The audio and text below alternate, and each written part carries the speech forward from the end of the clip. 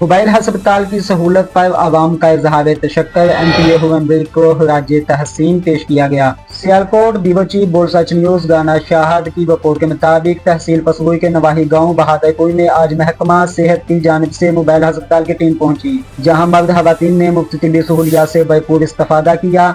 आवाम ने इस इकदाम पर वज़ीर आला पंजाब और मकामी MPA हुरम विर्क का शुक्रिया अदा करते हुए इसे एक मिसाली और काबिल तहसीन इकदाम करार दिया। चौधरी मुश्ताक अहमद नंबरदार साबका काउंसलर ने इलाके की आवाम की जानिब से मोबाइल हस्पताल की सहूलत फराहम करने पर MPA हुरम विर्क का खुसूसी शुक्रिया अदा किया। इन्होंने कहा कि इस किस्म के इकदाम देही इलाके में सेहत की सहूलियात के फकदान को कम करने में मददगार साबित होते हैं।